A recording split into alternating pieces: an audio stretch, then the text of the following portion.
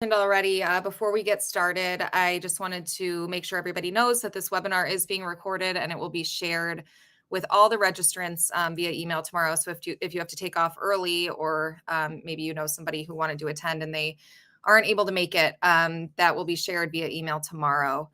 You'll also get all the slides for this presentation, and we'll be kind of breaking this down by section. So we'll answer like the top questions that we got ahead of time. And then you can ask any related questions or follow-up questions in the chat, and we will try to address as many of those as possible as well.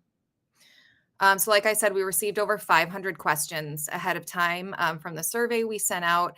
Thank you everybody for all your questions. We went through all of those, and we narrowed it down to the most frequently asked questions that Kyle and I will address as we get started here. Today's agenda, these are the sections I mentioned. We'll be talking about writing your resume, career change, cover letters, applying to jobs and following up, interviewing, follow-up and ongoing process, and then we'll share some additional resources. Again, these topics just came from the questions that you guys asked. And like I said, just feel free to ask your questions kind of as we go. We have our colleague Andy here in the background that will be collecting all of those and sharing them when we're ready for each section's Q&A. Okay, so the first section we're going to get to is writing your resume. So we'll kick off first with the first question here. With what percentage of companies are actually using applicant tracking systems to screen candidates? Kyle, do you Yeah. know So about that? yeah, ATS is our kind of what JobScan essentially built itself on is our founder James had his frustrations wondering if the ATS was kicking his resume out and not getting it seen, and that's where the original concept came about. Yeah, from our own research, from my own experience, but just about every company uses some form of an ATS. I think we've done our own research, and it has to be at least 95%, if not higher than that. Mm-hmm. And all that is it's a very broad term. All it is a system that tracks applicants as they come in. They can do certain things depending on the actual ATS system, that the company is using and how they've implemented it. Not everyone is the same, so it's what creates one of the many challenges with the job search is understanding how all these work. Yeah, absolutely. And we usually talk a lot about ATS in our webinars. We're not going to do that too much today, but we have tons of resources, free resources on our blog that you can learn more about how these resume screeners work. All right. Let's see. How should I present a sabbatical, layoffs, or big gaps on my resume? I know that this is definitely a question people have a lot, that they're self-conscious about gaps in employment and wondering if they should, try to kind of hide them, or if they should just, throw them out there on the resume. Or what do you think the best way is to handle that, Kyle? Yeah, in my opinion, I think telling the truth does not never hurts. Most employers are human. Most interviewers are human. If there's a serious thing in your life that forced you to not be able to work, Yeah. you're caring for family, caring for yourself. Most people will understand that. I think the issue usually comes about where someone's trying to misrepresent the reason they had a gap, maybe misrepresenting what they were doing during that time. That is the only issue I see. If you wanted personal time off, there's ways to present that too, in showing that you are pursuing education or some other kind of growth opportunity. Again, most employers will kind of understand that. So my base answer is just be honest about it, and that's usually the best course of action. Yeah, absolutely. And I think there's certainly no like shame in saying you were, a stay-at-home parent, or, we're taking care of an older family member. And even that, I mean, you develop skills doing a task like that, that I'm sure would be a positive to many employers. So would you suggest like creating any sort of resume section that points any of that out, or just kind of wait for the interview to explain? That's a great question, and I think it kind of depends on how long ago the gap was. Hmm. If it was a gap you had for 2 years, but that was 3 jobs ago, then it doesn't matter at that point. I don't think anyone's really going to ask about that. If they are, I'd be having some red flags about that employer. Yeah. So yeah, I would say if it's a recent gap, I would include something that kind of explains maybe why there's a gap. If it's going on for, I'd say, more than 6 months or a year. I think with the current job market, that's very reasonable that some people have been on looking for that long. Yeah. So that's a totally reasonable gap. So yeah. Okay, great. Um, what suggestions do you have for more experienced or older applicants that have 20 plus years of experience? Should we dumb down our resume? So I know people worry a lot about the length of a resume. We hear a lot of the time that resumes should be just 1 page long, um, but you can't possibly fit like 20 plus years of experience on a 1 page resume. How do you think we should handle those situations? I would say for most people, you really only have to go back 20 years on your resume. A lot of employers are really only concerned about what you've done in the last 20 years. Hmm. If you have concerns about, I guess, maybe ageism, the ways to usually combat that is just to show that you've continued to learn and grow. I think that's usually the biggest concern with employers is if someone's super experienced, they maybe have gained the domain experience they need to be successful for the role and haven't really learned new things as they come about. Usually it's a tech related thing, new things that exist in your industry that make your job easier.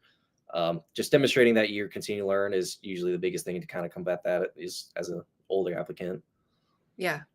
I mean, yeah, and I would think it's um not a negative thing to like be super experienced. So again, kind of like a gap in employment, there's no shame in, showing that you do have years and years of experience.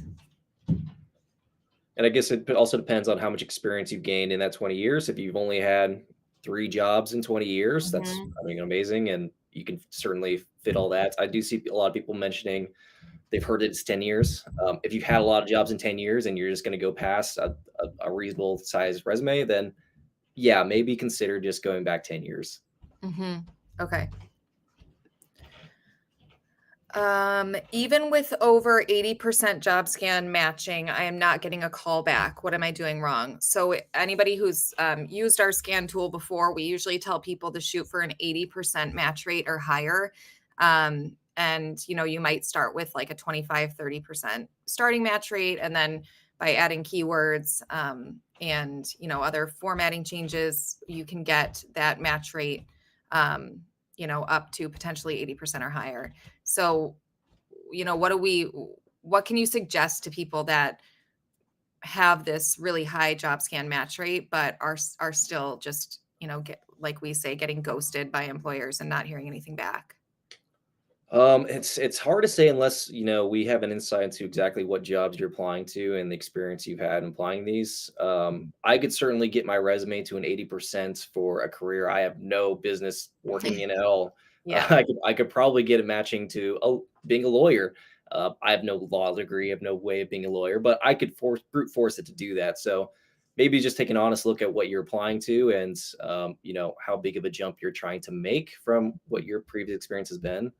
Mhm. Maybe it's the locations you're attempting to apply to jobs in. Mhm. I know there's, of course, remote positions that, say they're remote, but of course, if you work in a different country than an employer is based, that can mean, you can't really be qualified for it.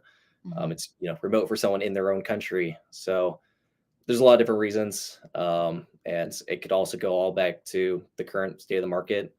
Employers are just getting a lot more selective these days. That will probably ease up as the kind of economy turns around and jobs pick back up. Although we do have pretty low employment right now, so Yeah. there's a lots of reasons. Is really the simple answer. Yeah, absolutely. All right. So Indeed says that if you get over an 85% or so on the ATS score, you're kicked out of the pipeline because recruiters worry that you might be gaming the system. Is that true? So maybe it looks like your resume is like too perfect or has, too many of the right keywords. Um, is Do you see that being true as a recruiter?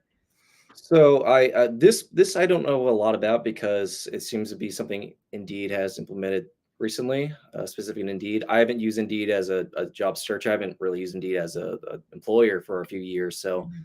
I'm not completely updated on their system right now.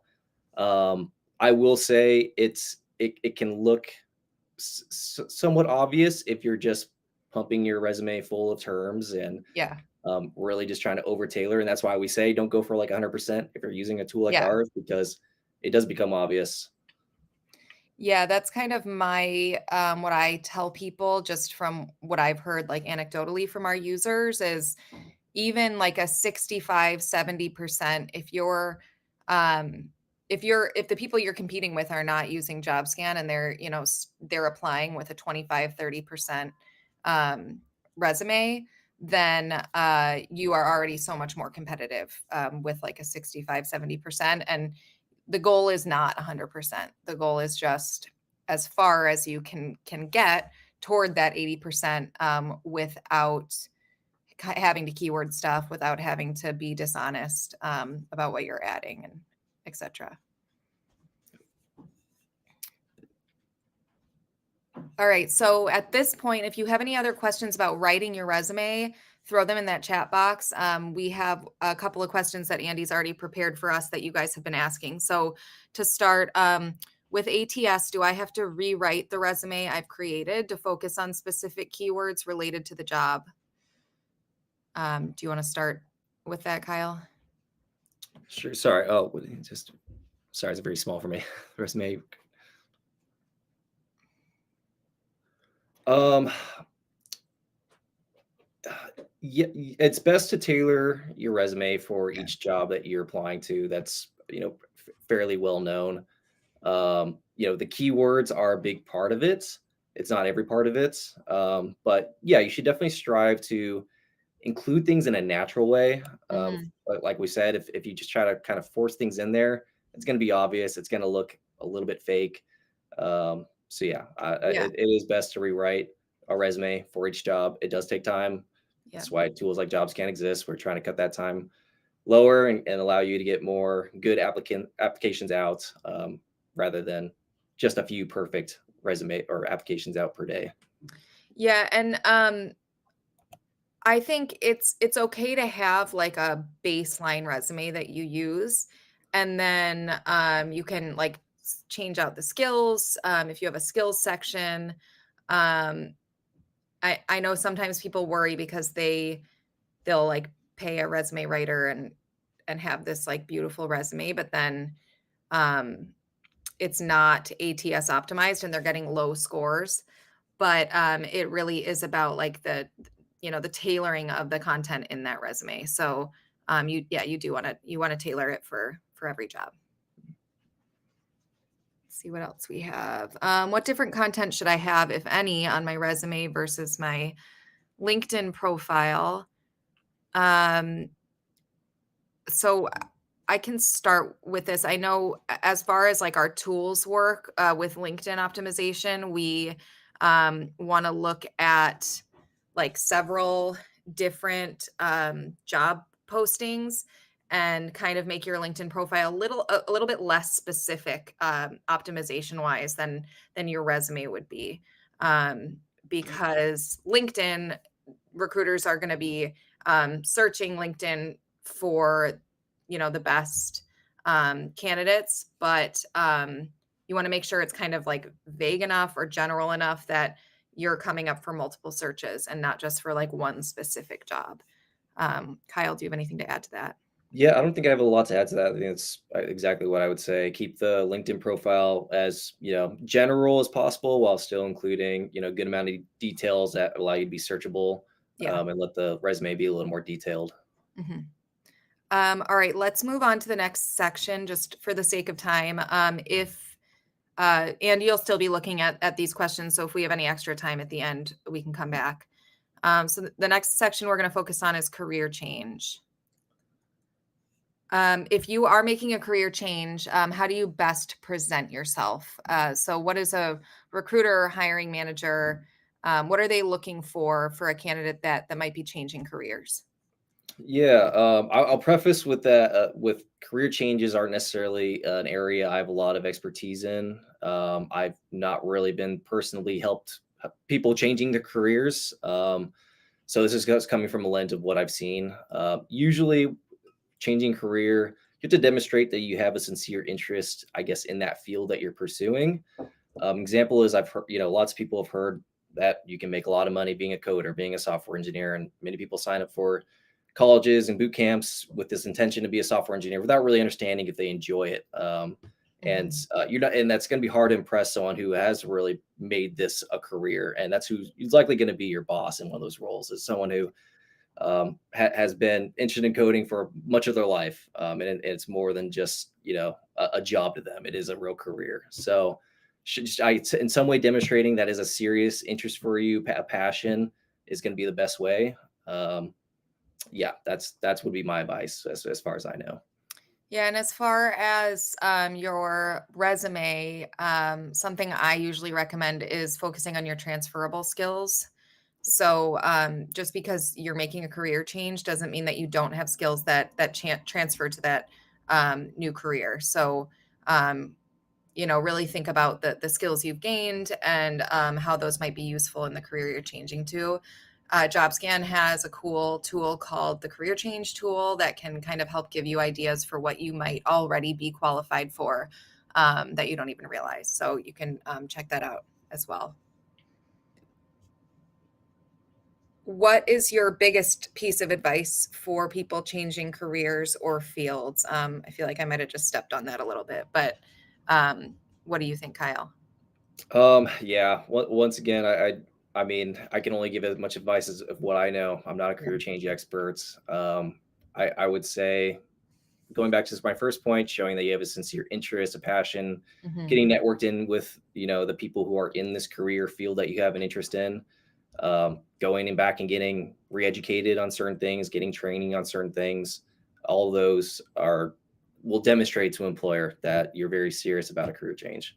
Yeah, that's a really good suggestion. Like certifications that you can get just at home while you're applying for jobs. You can create like a certification section on your resume just to give you some of those qualifications. Let's see. Does changing careers require you to start at an entry level position in the new field? In some cases, yes. Not always. It really depends on how transferable your skills are to the Mhm. career that you want to go to.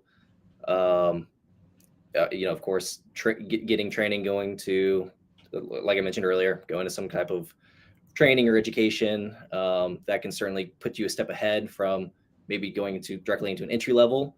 Mhm. But yeah, I would say that I would have to be comfortable starting at the bottom if I was wanted to make a career change personally, and I think most people should probably be comfortable with that. Unfortunately, Yeah. And it must depend. I think you mentioned already, like if you're making if you're doing like a total 180 with your career, or if you're kind of like shifting into something that's semi related. Um, yeah, I'm yeah, sure.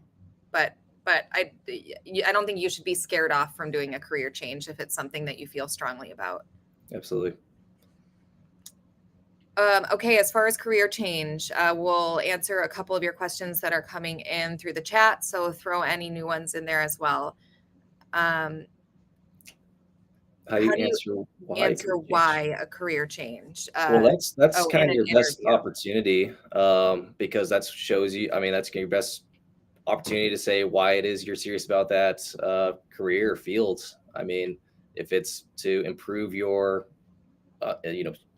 salary, improve your compensation, most people appreciate that. Most people are Yeah. going to see that you're going to take that seriously because that is something that is very motivating, is making more money, and they might see that you're going to take a career change very seriously. Yeah, absolutely. And my recommendation usually too is like as far as a resume, don't worry too much about trying to like explain the career change in your cover letter or resume. That Right. interview is where you'll really have a chance to like, have that conversation. I would focus both on the cover letter if you're using one and the resume, just kind of working in those transferable skills. And yeah, kind of worrying about that conversation later on. See, lots of questions. This is probably a topic we could do an entire I know, webinar on. Career changes are such a complicated thing, and again, we're not the experts, so we could probably look into maybe doing this in the future with an actual expert. totally. We have another one here. What should you include under skills when you change careers? Should it be the skills that overlap with your previous and future new job? Yeah, so that's what we call those transferable skills, are the ones that kind of, in like a Venn diagram or right in the middle. Kyle, what do you think about that? Yeah, I would say the same thing. It's all about the transferable skills. Mhm. Definitely try not to spend too much time on skills that a new field or industry isn't going to really care about or see as being relevant. Mhm.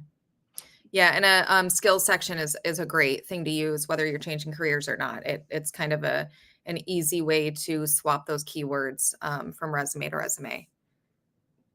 All right, let's move on to the next section. Again, if we have more time, we can come back. I do this is kind of a natural shift here because I see some questions about cover letters popping up. So we're going to discuss cover letters here. If a cover letter is optional, should I include it? I've heard both. If it's optional and you include it, it could hurt your chances. And if it's optional and you don't include it, you won't be considered.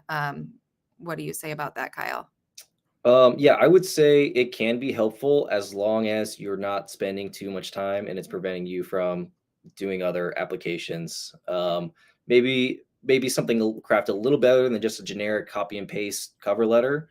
Mhm. The ones that stand out to me when I have an applicant is ones that quickly break down what I said in the job description, how their experience applies, and then I can go through their resume and be like, oh yeah, clearly their experience does exactly what they said, their fits, and that's usually what catches my eye. Yeah. And I believe that a cover letter will also be submitted through an ATS if the company is using an Mhm. ATS. Is that correct? Yep, if it gives you an option for including a cover letter, it will include it. For the jobs, recruiter, hiring manager, whoever's in the ATS looking at it. Mhm. Yeah. Sometimes there's not an option to include a cover letter. Some Mhm. people might think about including that as another page in their resume. Mhm. Um, I don't think it's a terrible idea. Um, Although it's sometimes the cover letter is the first thing that someone will see, and they won't see your resume. So I would be a little weary to just include it as another document in your Mhm. resume. But I have seen people do that before. Yeah. And I think if you are writing if you are including a cover letter, you want to make sure that that is like optimized for that job you're applying for as well. Um how so kind of reiterating, how important Yep. is it that I carefully craft my cover letter to the employer? Do cover letters make a difference? So I mean, like I said, I think you want to make sure that it is optimized for ATS without sounding fake. I think you definitely don't want to do, I mean, I think what we all used to do where you just kind of like change the name of the employer and send the same cover letter to everybody. So Right. uh yeah, Kyle, how important do you think it is like to optimize a cover Yeah. letter? Yeah. I would say have maybe a general outline of a cover letter you like to use, but change out details, enough the details, so that it does look personalized. But Mhm. again, not wasting too much time. I would say steer away from using ChatGPT. I could tell you right now, I could tell right away when I'm reading a ChatGPT cover Ooh, letter. interesting. Yeah, it's just the way it's worded, it's written. It becomes very obvious, and it's usually a lot more wordy and verbose than you need to be. You can usually keep it a lot more precise. Okay.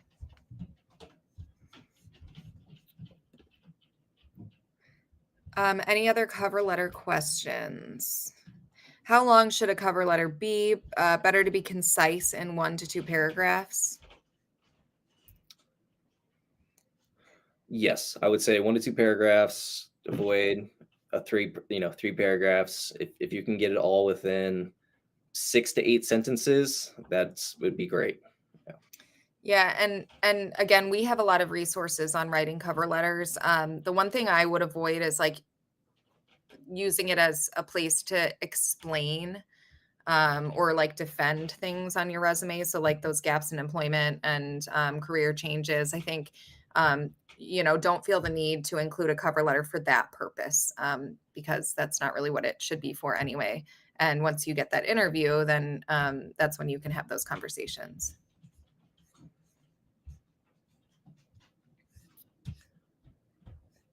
What else do we have here? Cover letter, should it be a Word doc or a PDF? That's like the biggest debate we have with both cover letters and resumes. Do you see any difference in when they're uploaded as a doc file or a PDF? Most systems are developed well enough to be able to manage a Word document or a PDF and pull data out of there if that's what the ATS does. Some ATS Yeah. systems do that where they pull that information out, Yeah. kind of populate a profile with that information. I would probably still go with a Word document just to be safe. Yeah, I don't know why. I don't know if it's just maybe my old style of thinking, but the Word document usually doesn't get messed up in the process.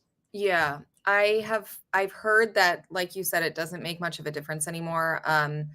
Some a career expert that we spoke to told me that if you do want to use a PDF, as long as you can like highlight that PDF, like click into it and highlight it, that means that that information can be um, like extracted from the PDF. So that's kind of a way to, you know, just double check.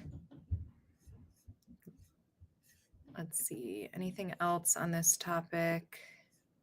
Given how quickly recruiters or hiring managers review cover letters, is it acceptable to include bullets versus paragraphs? I sit for me personally, yes, I'm totally fine getting bullet points in a cover letter, as long as I'm just getting that information quickly that I can read. And it's I personally think it works fine. I don't think any recruiter would knock you for using bullet points. Okay. And when you see a cover letter attached to a resume, does that make you feel like that candidate is any more qualified or, worth any more of your time to, It might make them look a little more interested, a little yeah. more invested. Um, I still would save the qualification question for after a few rounds of interviews. Mhm. Okay. All right, let's move on to the next section here, which is applying to jobs and following up. So, how can I make my profile get the recruiter's attention, and what's the best way to be headhunted or recruited? Um, I think that this has to do with LinkedIn. Yeah. Yeah. I would say going back to our points earlier, keep a good amount of information in there that you're searchable, and people can get a feel for some of your accomplishments, your responsibilities, but general enough that it's not like a resume, not tailored Mhm. specifically for a certain job or anything like that. Yeah, and just a little bit of background, I guess, when you're if a recruiter does a LinkedIn search, it works a lot like a Google search. So if they search for like a keyword for like, I don't know, marketing communications or search engine optimization, Hmm. um, the profiles that have those keywords in them will appear like at the top of their results list. So that's why it's important to optimize your LinkedIn profile. And the more of those keywords you add, the more visible your profile will be to recruiters. And how can I make it past the ATS screeners? So what are like the most important factors in making your resume get past the ATS screeners? Well, it depends on what the ATS screener is for. If so, obviously you want to prevent it giving you a false neg or like falsely kicking you out when you have the right experience. Mhm. Um, I don't know of an ATS system that necessarily really does that super well. So I would say just being honest about your experience, the amount of years your experience, the keywords, the tech you've used, Of course, everyone says the buzzwords. Fortunately, that is how these ATS systems search, is you got to kind of include those buzzwords.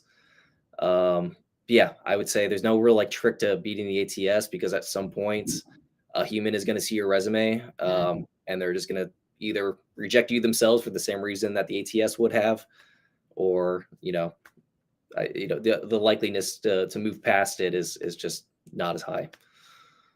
Yeah, and that is always the most important thing to keep in mind is that, your goal is for that resume to be seen by a real person. So that's why there's kind of this like fine line between making sure, and I've seen this question a couple times, making sure that it is like will get you through the ATS to the point that it will be seen by the recruiter or hiring manager. So your Mm. resume, cover letter, that is for ultimately for the recruiter or hiring manager to see.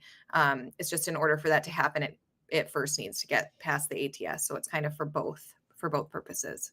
Yep, and of course the formatting. Make sure the formatting is correct. Yes. Um, and job scan will help make formatting suggestions as well.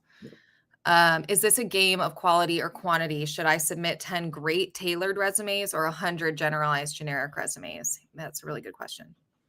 Yeah, I would say somewhere in between. Mhm. I would say 50 good tailored resumes is good is the way to go. Mhm. You want definitely high numbers. Don't be wasting time getting that perfect resume.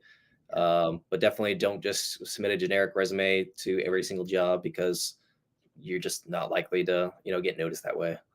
Yeah, and I know it's hard. You want to feel like you're being productive in a job search. So, maybe you make a goal for yourself, like I'm going to apply for, 10 jobs a day. But you really can't apply for like 10 super well optimized you can't develop resumes that quickly. So it can feel, if you're used to applying to like tons and tons of jobs by just doing like the easy apply, um, it can feel like your progress is slowing down if you start to focus more on the quality. But I think that's true. It's somewhere in between. It doesn't mean that you have to like settle for quality over quantity, but you are going to have to pull back a little bit. Yeah. And I think part of that is making sure that you're applying for jobs that if you got an offer that day that you would want to accept. So don't just apply for jobs because you're like, "Oh yeah, that sounds fine." Make sure you're filtering out the best jobs as well, and that you're not just applying for everything under the sun. How do I find my first job without any experience? Well, it kind of depends on what level you're starting at. I mean, is this like a school student, someone in high school getting their first Mhm. job? Mhm. There's always companies out there who are going to give you that first job. Usually, it's like retail and food service. I mean, that's kind of the way many of us start with our first job. Yeah. Um, Other than that, I mean, yeah, education. I mean, getting a degree in something, getting a certification in something. Um, those are usually the ways to get that first job. Mhm. What are some common reasons candidates get rejected during the application process? Usually, I mean, the biggest reasons right off the bats when I'm going through a position I just posted and I have 400 applicants the next day, location is going to be usually the first one. If you're not Mhm. located in the country that they want to hire in, that almost always gets rid of at least half the applicants. So, I've also seen a few questions in here about the number of applicants they see on LinkedIn. Should they apply if it already has 500 applicants? Yes. Mm, More than half of those are not qualified for reasons that have mm. nothing to do with the actual job itself. Usually just where they're located. Oh, Um, wow, okay.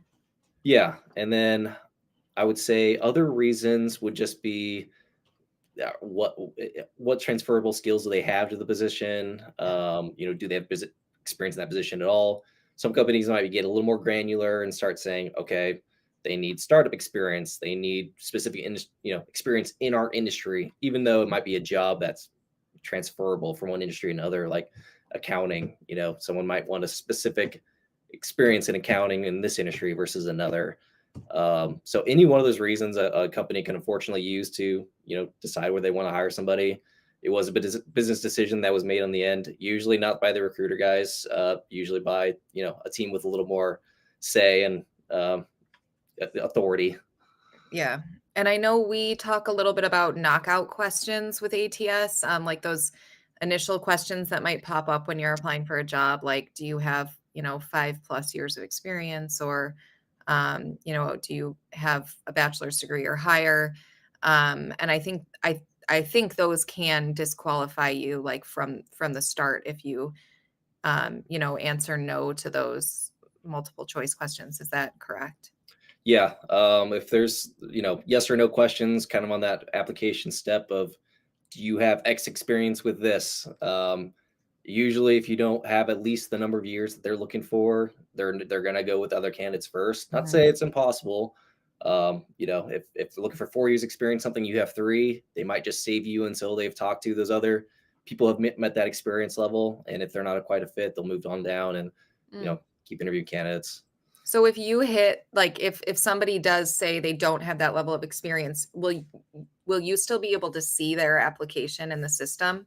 Yep, at least for mine. Okay. Some systems are different, especially those really big companies where they're processing thousands and thousands of applicants a day. I mean, Amazon, I'm sure, has some type of system that Yeah. is unfortunately automatically rejecting people Yeah. and only presenting the profiles that they want their recruiters to see. Okay. I'm learning so much.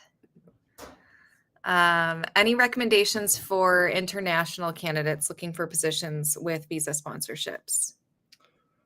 Another area I am not particularly experienced with. I haven't had to process visa sponsorship for anybody for the U.S. By and large, if you're going to get a visa sponsorship, you need a specialized skill in something, an Mhm. in-demand skill for that country. Um, Otherwise, and yeah, that's usually the big reason. Do you have a skill that that country actively needs, Yeah. and then finding the employer that actually wants to bring someone over and pay for the actual paperwork that goes into it, that sort of thing. And that's why I say it's usually you have to have a specialized skill, something that they're not finding easily in their own country. Okay. All right, let's look at a few of the questions that are coming in the chat. If I am on LinkedIn and I see that, I think we just talked about this one. So Yep. if you see that like 500 plus people have applied for that position, Kyle said it's definitely still worth applying because there might be Yes. like immediate disqualifiers like location. Yep. I mean, people will apply for anything these days. LinkedIn makes it pretty easy to apply to things. So rest assured, qualified people are always the people submitting their applications. So if you think you are qualified sincerely, then yes, it is worth your time to apply. And does location, I don't know the answer to this, does location matter if, like, for remote positions? Are there Yep. still companies that can't hire, like, outside of certain areas? Yeah, it'll totally depend on the company, what they're willing to do, if they have the restrictions in their own industry from hiring outside their country. Mhm. There's so many Okay, reasons. okay. Where is the best place to get a job? Indeed, Glassdoor, FlexJobs, LinkedIn, or somewhere else, especially for somebody who's looking for a government job. Do you have any suggestions on that? I would say all of them. I wouldn't say all of them are equal, but all of them are definitely useful. Mhm. LinkedIn, I like a little bit more for my personal job search. Um, it's just it gives a little more just background on someone, what they post about, what they engage in. Not something I check out often, but if someone is heavily involved in a certain industry, it can definitely change how they look as a candidate. Someone with 5 experience but extremely involved in some type of industry, say they contribute to podcasts or something in their industry, they might look a little better on paper than someone with more years of actual experience in that. So yeah, it's useful, but the other job boards are just as useful as long as you're again not spending too much time on them. Okay. When recruiters are contacting me, they often ask for the last four of my social security number. Is this normal or something I should be careful about? Yes, it is a normal thing. So big companies like Amazon, Microsoft, they when they are using third party agencies to fill jobs, they try to create a system to keep track of all these candidates that come in. And usually that last four of your social security is the most easily identifiable number. You can't really do much with the last four of a social Yeah. security. You kind of need the rest of those numbers to actually do anything with that. Yeah. If you feel more comfortable, make something up, but make sure you use the same number for, I guess, any job you're getting submitted to. So if Okay. one agency submits you to a job at Amazon and you give them that last four, whatever you want to use it for the next recruiter that submits you for another job at Amazon, because there's a system they have in place where they can literally track you as the applicants, all the jobs you've been submitted to or applied to, and that number is all sort of part of it. It's And I not a would think huge deal. I haven't really seen it like be a reason to get rejected for a job, but okay. that is the reason they use it. And I would think for like if you're applying for a job at a company like Amazon, you especially probably don't need to worry about sharing that kind of information. You know that they're a legit um, Yeah, organization. yeah. I mean, if it seems obviously sketchy, use your head. Don't Mhm. give away too much information. Okay, let's move on to the interviewing section. How do you handle a reduction in force scenario during an interview? So the way I'm reading that is how do you respond to, I guess, from being laid off from a position prior to that interview, if I'm reading that correctly. Okay. Um, I believe that's what it's asking. Okay. I It, don't know. which case I would just, yeah, be honest. No one's gonna really, get on you too hard for being laid off. That's something that happens a lot. So yeah, just be honest. Your company went through a layoff. I would say your company didn't go through a layoff and you were just let go or fired. Don't say it was a layoff, because it's pretty easy to tell if a company went through layoffs and Yeah. verify if you were actually laid off or there's another reason.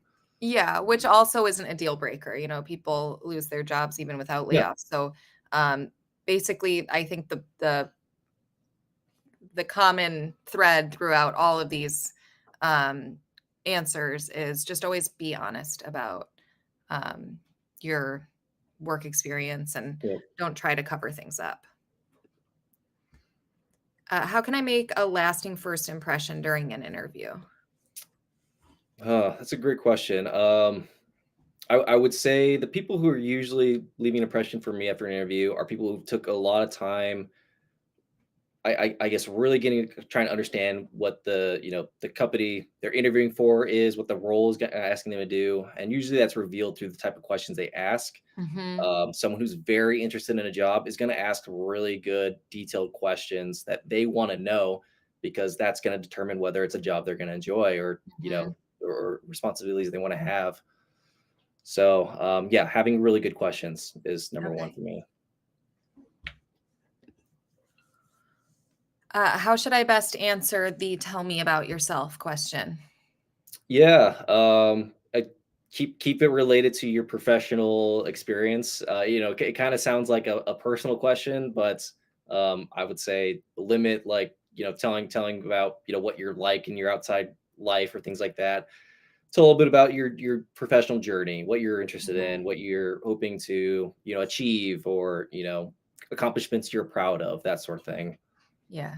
And I would think just the kind of face to face conversation, whether it's over Zoom or in person, that kind of gives them an idea of like who you are and how you communicate. So you don't need to kind of go into all that personal information as much. Any more questions about interviewing? Let's look at a few of these. So I see one on I guess dressing for an interview. Yeah. That one's interesting because it is really dependent on the industry. A funny thing about like startups on the West Coast, it's pretty well known that it's a pretty casual dress code. You're not going to see a lot of suits and ties, in Seattle, on people going into working their tech jobs. On the flip side, a finance job in New York City, yeah, you absolutely should probably be in a suit for an interview. Yeah. Um, so you should know, I guess, your industry. Mhm. Business casual is always a safe bet. Yeah, and I've heard people say if you are concerned, you can like look at pictures on the company's Instagram and see if they have like pictures of their employees and or on the website and kind of see how people are dressing. Um, how should you dress for a Zoom interview? Any different if it's over Zoom? Yeah, I would still say business casual. Make sure you have a clean background. Mhm, Make sure it's quiet, well lit, where you have a good connection. Kind of yeah, pretty basic stuff. mhm. What's the best way to respond to salary requirements, that required field on an ATS application? What about an initial phone screening with a recruiter? So, how do you discuss salary and at what point? Yeah, that's always a difficult topic for really anybody. Fortunately, I mean, there's more and more rules coming about where there's required to be at least a range. I mean, I know us personally, we include salary ranges on our job postings. So Mhm, whenever I have an interview with a candidate, I would hope they'd seen that and were gonna agree to an interview with me if we weren't within the same range. mhm, But yeah, I would say you have to do the research on what your job is being paid in the area that you are in.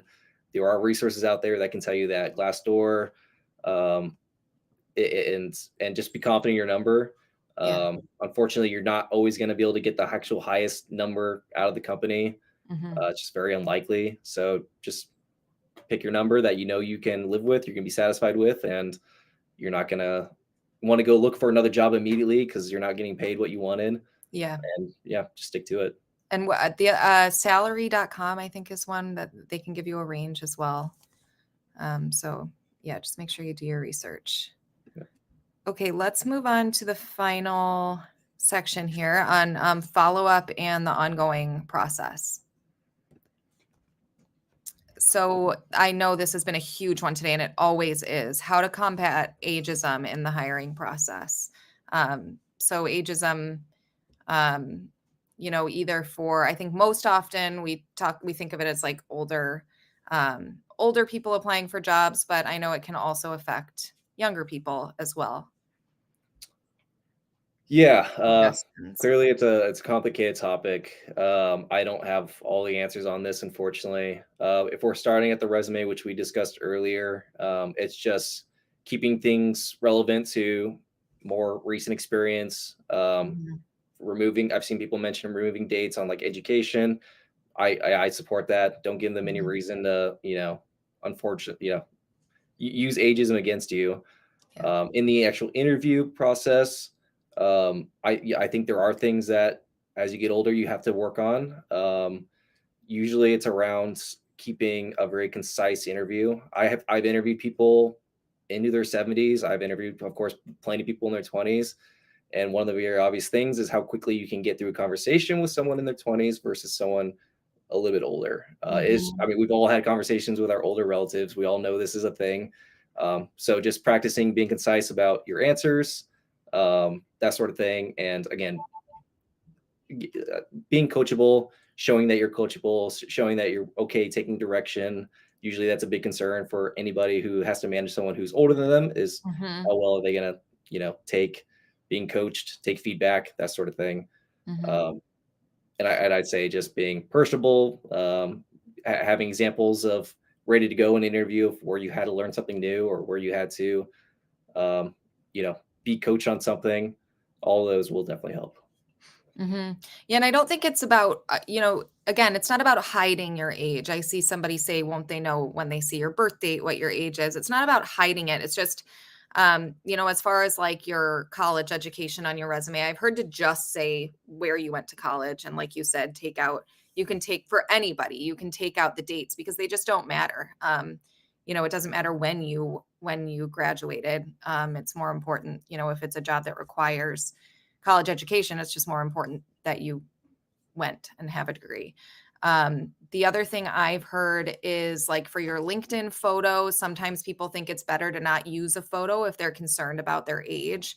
But really, that kind of makes it look like you um, maybe don't know how important the photo is. Maybe you didn't know how to upload the photo. So, include a photo, make sure it's, just a professional looking photo. And um, I guess you can only control ageism as much as you can.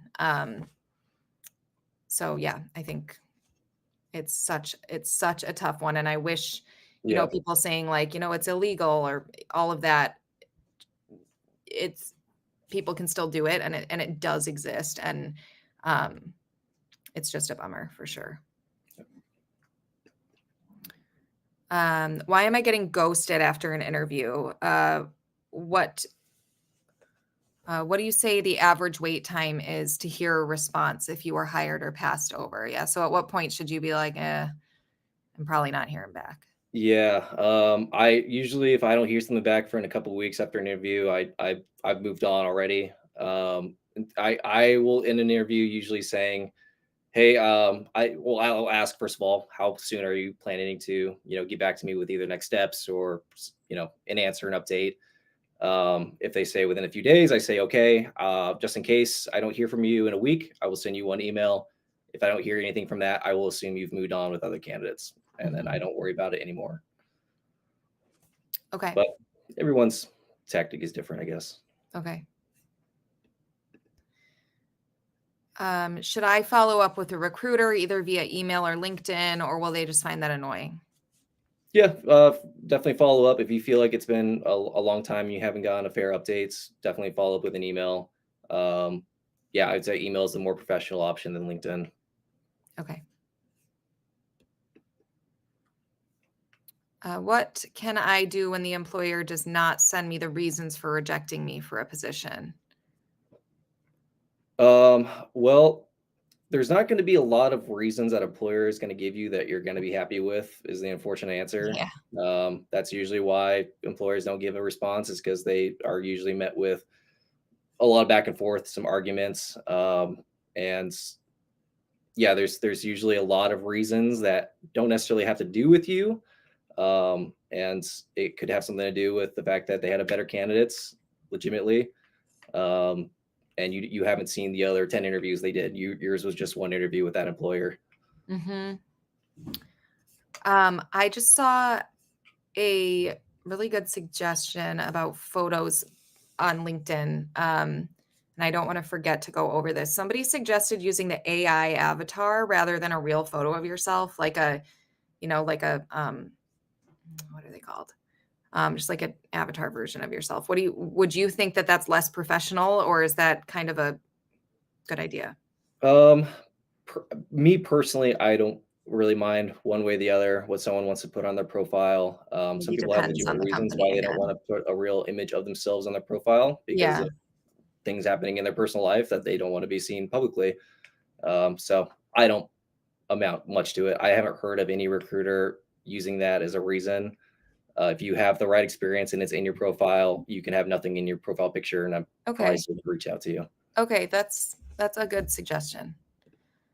Um, okay, any other questions about this section? And I believe, yeah, this is our last section. So questions in general. Are companies not looking to hire during the holiday season? If yes, then how long after the holidays? Do you predict that more opportunities will start appearing in the new year? Yeah, that's always been a thing. Mhm. Hiring slows down, people go on vacation. It usually Mhm. gets pushed out to the new year. Yeah, and I think a lot of times there's a hiring budget throughout the year, and that what I've heard is that tends to be drained at the end of the year. So hiring it does pick up for Yeah. various reasons in the new year when that budget renews and people are back from the holidays. Um, I know that's a question we got a lot prior to this webinar is just about, um, especially right now, how discouraging the job search is. So you're not alone in feeling that way. If you have a hiring manager's direct email, should you send it to them directly and still apply online? So, as far as your resume or application, should you send it to them directly?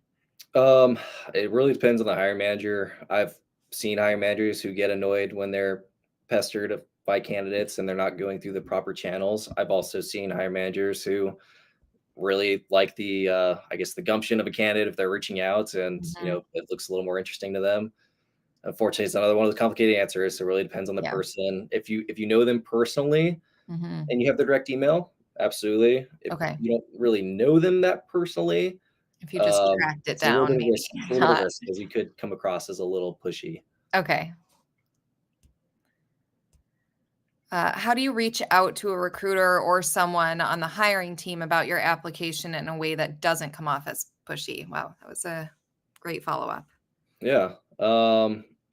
I would say deal with the recruiter first if you can, because usually they're the ones who are just getting paid on the front line to handle candidates and kind of keep them away from the hiring manager so they can focus on their jobs. And just be reasonable how often you're reaching out. If you're sending an email every day, obviously that's quite a bit. If Yeah. you're reaching out over email and LinkedIn, that might be a little bit. Hmm. It's sending one email is probably just fine. Okay. All right. What else do we have here? Oh, okay. Next steps.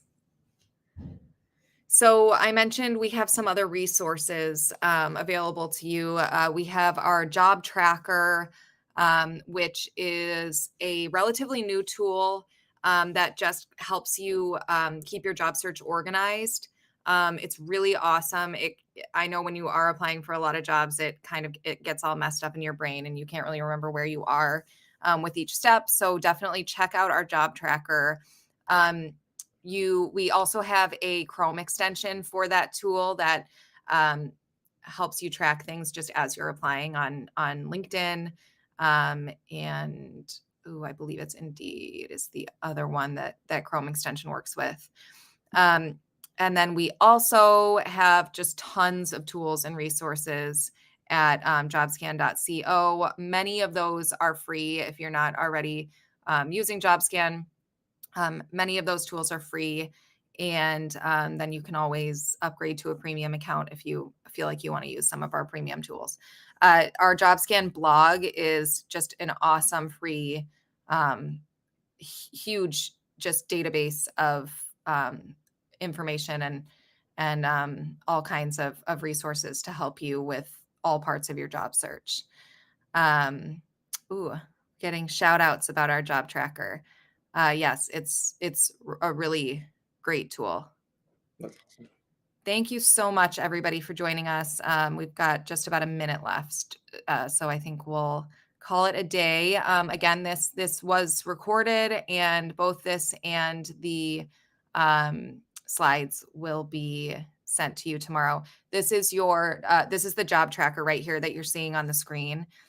Um, and like I said, you can also download the Chrome extension and be able to use it even more efficiently. It's a really um, awesome tool to just keep things on track and keep things organized.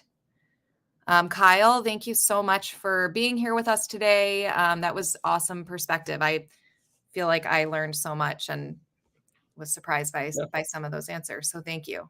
Yep. Thank you. Thanks everyone for joining. Hopefully what we said here was helpful. Sorry if it wasn't. Sorry if our answers aren't quite what you wanted to hear, but my advice is just stay positive. Yeah. It's tough out there, but stay positive, keep improving, and everything will work out. Yeah, you guys are not alone. There are the job search world is just so challenging right now. So I think take a look at all the people that are in this chat, and they're on the same page as you. Everybody's in this position right now. So um, yeah, you're not alone. All right. Happy holidays, everybody. Thanks a lot. Thanks, guys.